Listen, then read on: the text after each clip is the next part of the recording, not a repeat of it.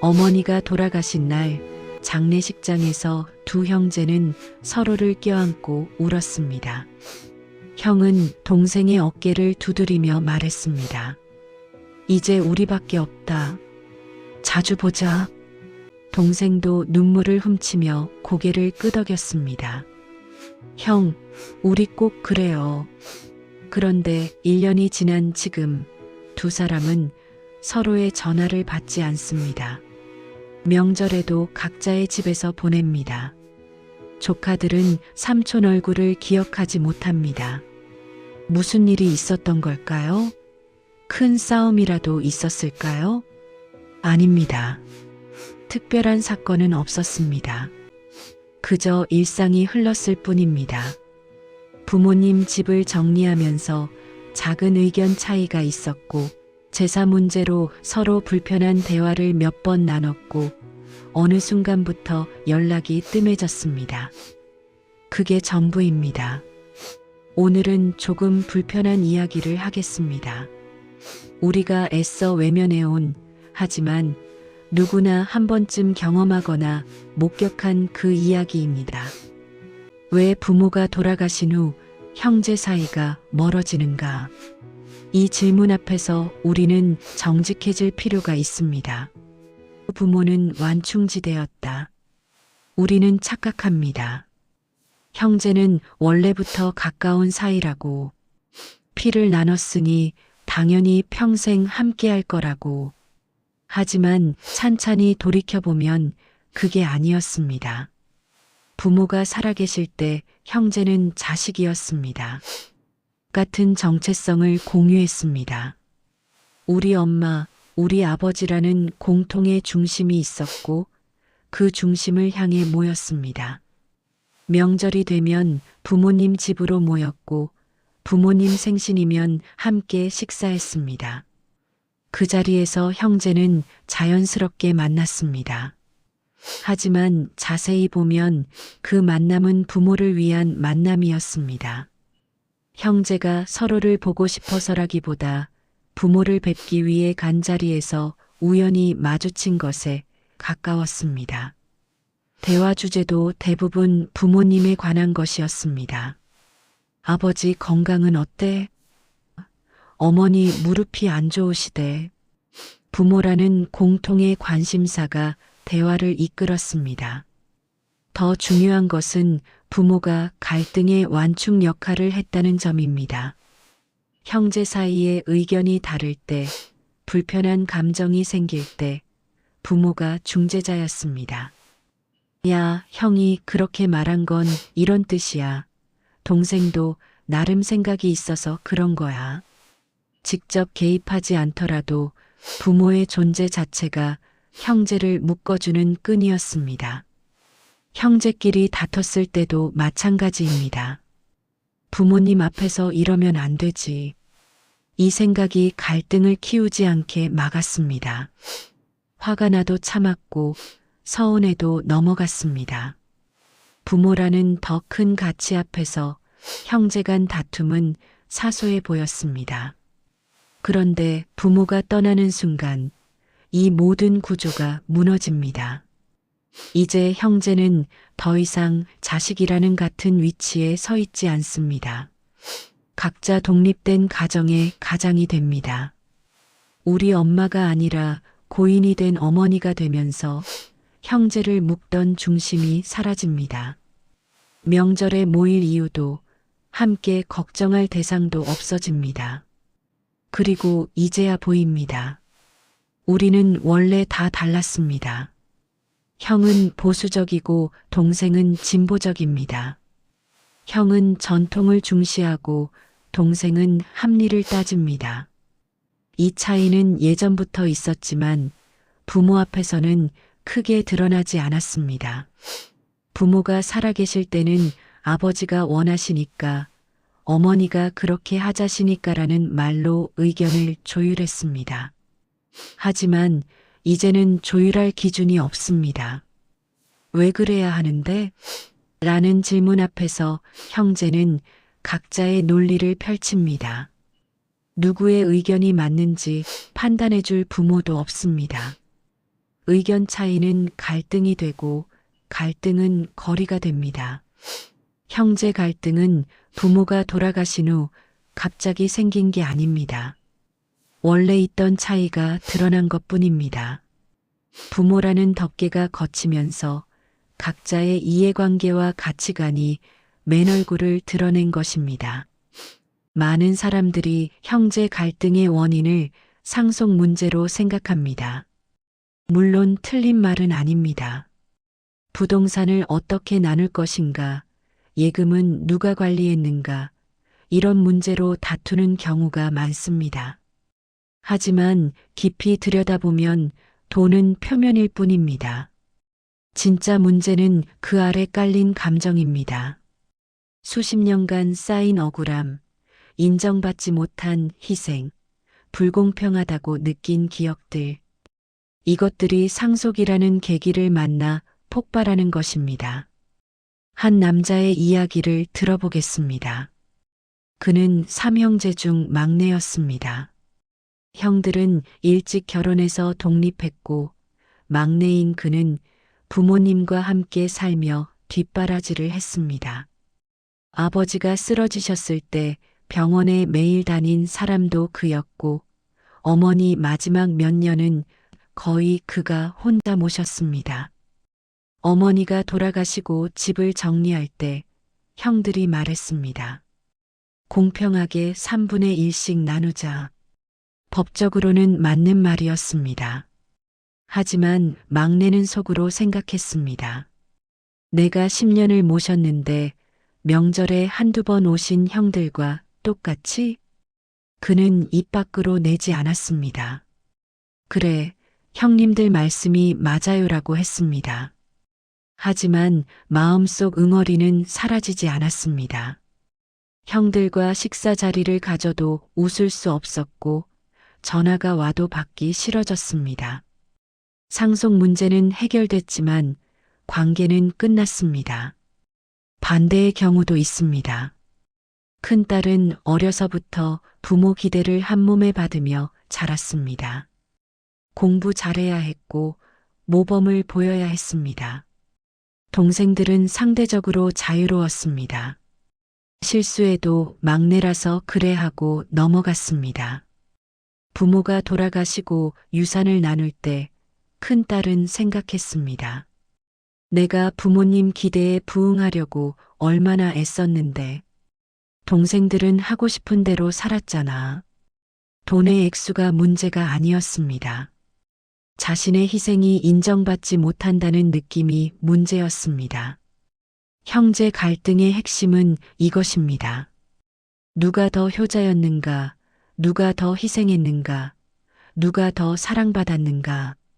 이 질문들은 돈으로 환산할 수 없습니다. 그래서 더 복잡합니다. 어떤 형제는 말합니다.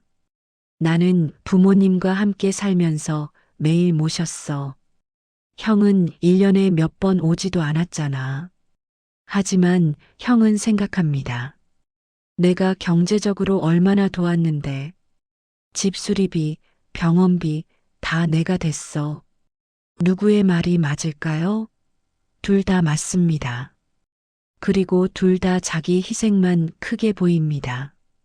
상대의 희생은 작게 보입니다. 이것이 인간의 심리입니다. 더 깊이 들어가면 어린 시절 기억이 나옵니다. 엄마는 항상 형만 편들었어. 동생은 응석바지로 자랐어. 수십 년 전 일인데도 생생합니다. 부모가 살아계실 때는 그런 기억을 꺼내지 않았습니다. 굳이 상처 주고 싶지 않았고 어차피 바꿀 수도 없었으니까요.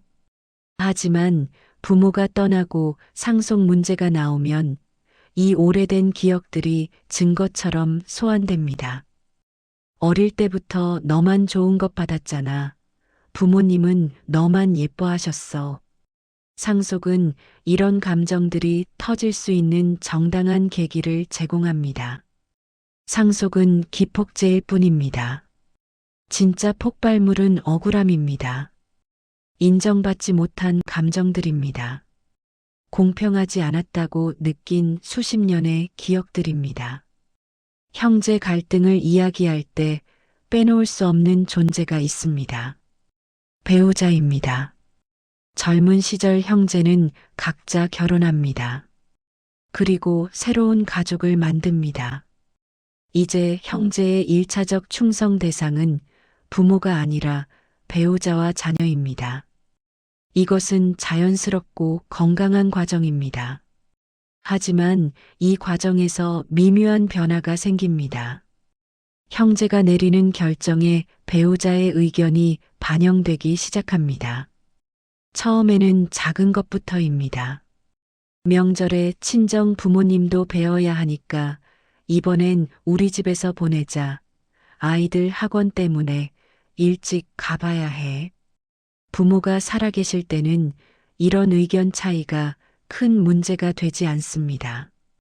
부모라는 더 큰 중심이 있으니까요. 배우자도 시부모님 장인어른 일이니까 하고 양보합니다. 그런데 부모가 돌아가시면 상황이 달라집니다. 이제 형제 관계는 의무가 아니라 선택이 됩니다. 꼭 만나야 하나? 라는 질문이 생깁니다. 이때 배우자의 목소리가 커집니다. 당신 형이랑 만나면 맨날 기분만 상하잖아. 시동생 처남 집안일까지 우리가 신경 쓸 필요 있어? 이건 배우자가 나쁘다는 이야기가 아닙니다. 배우자는 자기 가족을 보호하려는 것뿐입니다. 특히 형제 관계에서 배우자가 상처받는 모습을 봤다면 더 강하게 반응합니다. 당신 형수 올케가 그렇게 말하는데도 참아? 우리만 손해보는 거 아니야? 형제 본인들은 어떻게든 넘어갈 수 있던 일도 배우자가 개입하면 복잡해집니다. 형제끼리는 그래, 내 말도 맞아 하고 넘어갈 수 있지만 배우자는 왜 맞아? 전혀 안 맞는데? 라고 명확하게 말합니다. 특히 돈 문제에서 배우자의 영향은 큽니다. 상속 재산을 어떻게 나눌 것인가? 부모님 집을 어떻게 처리할 것인가? 이런 문제는 형제 개인의 문제가 아니라 각 가정의 경제적 이해관계와 직결됩니다. 한 남자는 형과 재산을 나눌 때 형이 더 가져가도 괜찮다고 생각했습니다. 형이 부모를 더 많이 모셨으니까요. 하지만 집에 와서 아내에게 이야기했을 때 반응은 달랐습니다. 무슨 소리야? 그건 당신 형 의무였어. 우리가 손해볼 이유가 없잖아. 반대의 경우도 있습니다. 여자는 동생과 재산을 나누면서 법대로 하자고 했습니다. 하지만 남편이 말했습니다. 당신 동생이 부모님 마지막까지 모셨는데 그냥 반반하는 게 맞아? 조금 양보하는 게 어때? 여기서 중요한 건 누가 옳으냐가 아닙니다. 문제는 이제 형제 관계가 우리 집과 형제 집이라는 두 개의 독립된 경제 단위 사이의 관계가 됐다는 점입니다. 배우자가 들어오면서 형제는 더 이상 같은 팀이 아닙니다. 각자의 팀을 대표하는 협상자가 됩니다. 협상 테이블에서는 감정보다 이해관계가 앞섭니다. 내가 힘들었던 건 알지만 우리도 어려워라는 말이 오갑니다. 그리고 이런 대화 뒤에는 배우자와의 대화가 있습니다. 내가 너무 양보한 것 같아? 당신 형만 좋은 거 아니야? 형제 관계는 이제 두 사람만의 문제가 아닙니다. 네 사람, 여섯 사람의 복잡한 관계망이 됩니다. 물론 배우자가 형제 관계를 더 좋게 만드는 경우도 있습니다. 현명한 배우자는 형제 간 갈등을 완화시킵니다. 당신 동생 입장도 이해해봐. 형님께 먼저 연락해보는 게 어때? 이렇게 다리 역할을 하는 배우자도 많습니다. 하지만 현실은 그 반대가 더 많습니다. 배우자의 의견이 더해지면서 형제 간 거리는 멀어집니다. 각자가 우리 집을 우선시하게 되고 형제는 남의 집이 됩니다. 왜 부모가 돌아가신 후에야 형제의 진짜 모습이 보일까요? 부모가 살아계실 때는 몰랐던 면들이 왜 갑자기 드러날까요? 답은 간단합니다. 부모는 형제를 묶어주는 중심이었습니다. 그 중심이 사라지면 관계는 자동으로 유지되지 않습니다. 관계는 선택이 됩니다. 부모가 계실 때 형제는 일종의 팀이었습니다.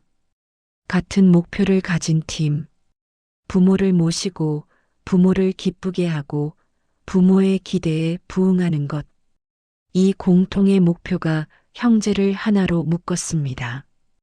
팀에서는 개인의 차이가 잘 드러나지 않습니다. 모두가 같은 유니폼을 입고 같은 방향을 보고 달립니다. 의견이 다르더라도 팀을 위해서라는 명분으로 조율합니다. 하지만 팀이 해체되면 어떻게 될까요? 각자 원래의 모습으로 돌아갑니다. 성격도 다르고 가치관도 다르고 살아온 방식도 다른 개인들. 같은 부모 아래서 자랐지만 사실 서로 다른 인생을 살아온 사람들. 그제야 보입니다.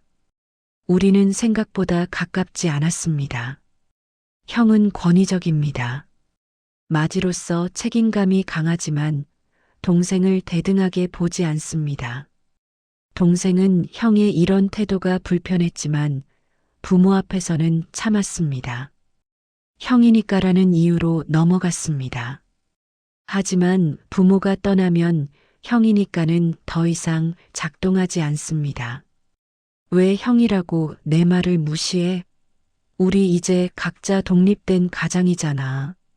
동생의 이런 생각은 정당합니다. 그리고 형은 이해하지 못합니다. 내가 언제 무시했어? 내가 너무 예민한 거 아니야? 여기서 갈등이 시작됩니다.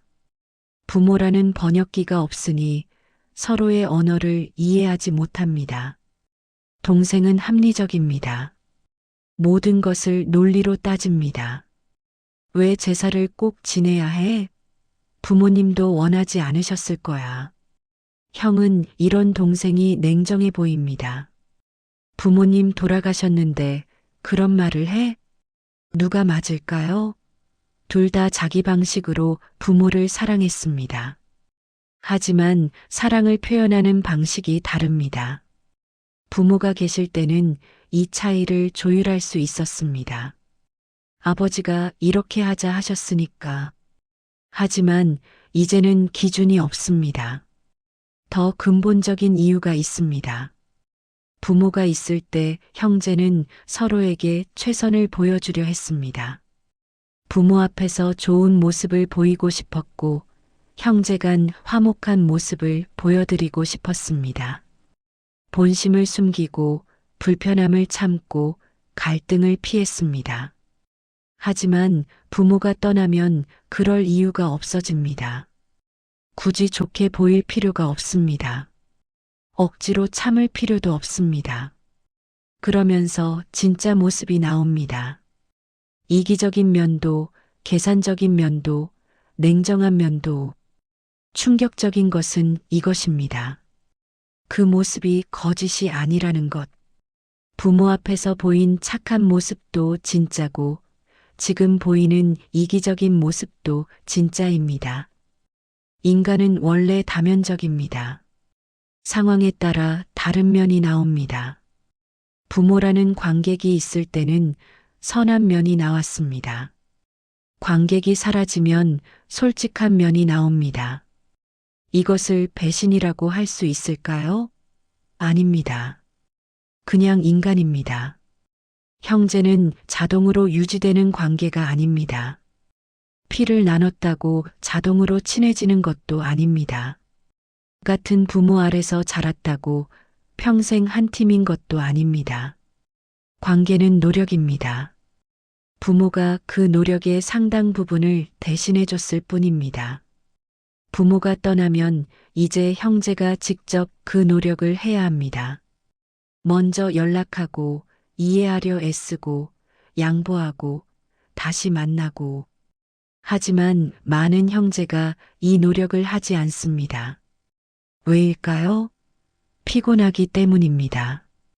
각자 자기 가정을 꾸리고 아이를 키우고 직장 생활을 하기에도 벅찹니다.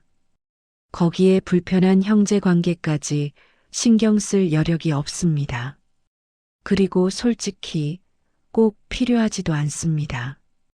부모가 계실 때는 형제 만남이 필요했습니다. 부모를 뵙기 위해서라도 가야 했으니까요. 하지만 이제는 안 만나도 삶에 지장이 없습니다.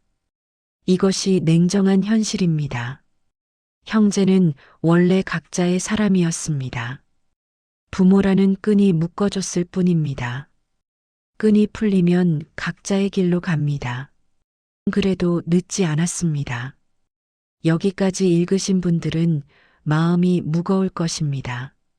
어쩌면 자신의 이야기 같아서 가슴이 아플 수도 있습니다. 혹은 앞으로 겪을 일이라 두려울 수도 있습니다. 하지만 이 이야기를 꺼낸 이유는 절망을 전하기 위해서가 아닙니다. 정직하게 마주하기 위해서입니다. 형제가 달라진 게 아닙니다. 우리가 원래 각자의 사람이었을 뿐입니다. 이 사실을 인정하는 것이 시작입니다. 부모가 계실 때 우리는 형제를 당연하게 여겼습니다. 피를 나눴으니까, 가족이니까 자동으로 가까울 거라고 생각했습니다. 노력하지 않아도 관계가 유지될 거라고 믿었습니다. 하지만 부모가 떠나면서 깨닫습니다. 가족도 노력이 필요하다는 것을, 혈연은 시작점일 뿐 관계를 보장하지 않는다는 것을. 그렇다면 어떻게 해야 할까요? 먼저 기대를 내려놓아야 합니다. 형제가 나를 완벽하게 이해해 줄 거라는 기대, 내 희생을 알아줄 거라는 기대, 부모가 돌아가셨어도 예전처럼 자주 만날 거라는 기대, 이런 기대가 실망을 만들고 실망이 원망으로 변합니다. 차라리 처음부터 형제도 결국 다른 사람이다라고 인정하는 게 낫습니다. 다른 사람이니까 생각이 다를 수 있고 우선순위가 다를 수 있고 살아가는 방식이 다를 수 있습니다. 둘째, 과거를 놓아주어야 합니다. 누가 더 사랑받았나, 누가 더 희생했나, 이런 계산은 끝이 없습니다. 과거는 바꿀 수 없습니다. 부모도 완벽하지 않았고, 형제도 완벽하지 않았고, 나도 완벽하지 않았습니다. 과거의 불공평함을 현재의 관계에 투영하면 관계는 끝납니다. 용서하거나 아니면 정리하거나 중간은 없습니다. 억울함을 품은 채 관계를 유지하려 하면 둘 다 고통스럽습니다. 셋째, 새로운 관계를 만들어야 합니다. 부모를 중심으로 한 관계는 끝났습니다. 이제는 형제 자체로서의 관계를 만들어야 합니다. 형제니까 만나야 한다가 아니라 이 사람과 관계를 유지하고 싶다는 진심에서 출발해야 합니다. 의무가 아닌 선택으로서의 만남, 부담이 아닌 즐거움으로서의 연락, 억지로 자주 만날 필요 없습니다. 1년에 한두 번이어도 괜찮습니다.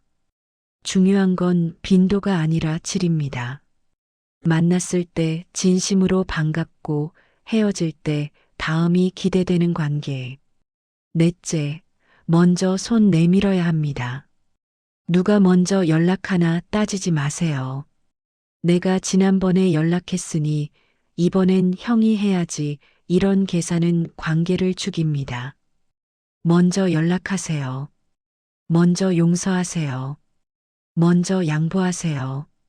손해보는 것 같지만 사실은 이기는 겁니다. 관계를 살리는 사람이 이기는 겁니다. 마지막으로 정리할 용기도 필요합니다. 모든 형제 관계를 지켜야 하는 건 아닙니다. 어떤 관계는 독이 됩니다. 만날 때마다 상처받고 연락할 때마다 스트레스 받고 생각만 해도 화가 나는 관계. 이런 관계는 거리를 두는 게 맞습니다. 죄책감 가질 필요 없습니다. 당신은 충분히 노력했습니다. 부모가 살아계실 때도 돌아가신 후에도 이제는 당신의 평화가 우선입니다. 혈연이라는 이유만으로 평생 고통받을 필요는 없습니다. 형제라는 이름으로 학대받을 필요도 없습니다. 건강한 거리두기는 관계의 포기가 아니라 나를 지키는 선택입니다. 부모가 돌아가신 후 형제 관계는 시험대에 오릅니다. 어떤 형제는 더 가까워집니다. 이제 우리밖에 없다는 사실을 깨닫고 서로를 더 챙깁니다. 부모가 중재자였을 때보다 오히려 더 솔직하고 깊은 관계가 됩니다. 하지만 어떤 형제는 멀어집니다. 억지로 붙들 필요는 없습니다. 인생의 어느 단계에서는 함께였지만 이제는 각자의 길을 가는 것, 그것도 하나의 결말입니다. 중요한 건 후회 없는 선택을 하는 것입니다. 나중에 그때 내가 먼저 손 내밀었으면이라고 후회하지 않도록, 혹은 그때 정리했어야 했는데라고 후회하지 않도록. 가족은 혈연이 아니라 노력입니다. 부모가 그 노력의 대부분을 해주셨습니다. 이제는 우리 차례입니다. 형제 관계를 이어갈 것인가, 정리할 것인가. 어느 쪽이든 우리의 선택입니다. 그리고 늦지 않았습니다. 지금이라도 형제에게 연락하고 싶다면 하세요.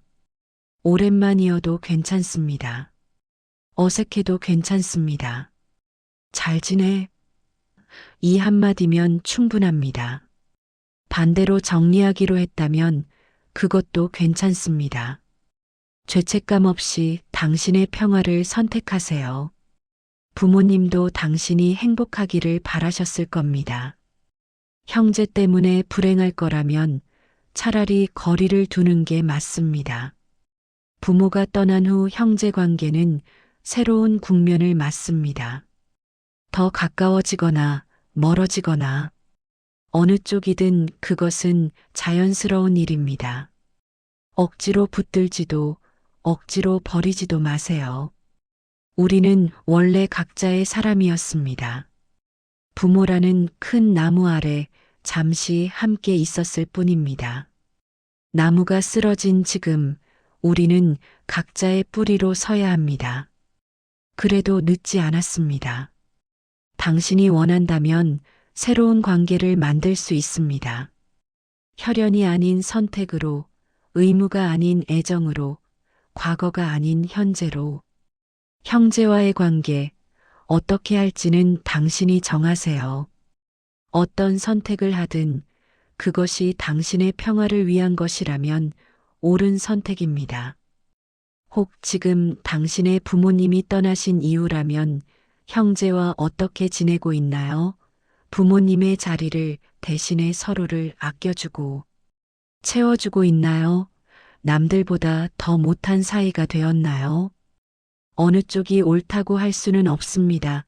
우리는 각자의 여건에 맞게 각자의 삶을 살아가고 있을 테니까요. 하지만 오늘 문득 형제의 얼굴이 떠오른다면 먼저 연락을 해보는 것은 어떨까요? 꼭 용건이 없어도 괜찮습니다. 자존심을 내세울 필요도 없습니다. 왜냐하면 우리는 아무 조건 없는 형제이니까요. 계속해서 따뜻한 이야기를 만나고 싶으시다면 구독과 좋아요로 편하게 만나실 수 있습니다.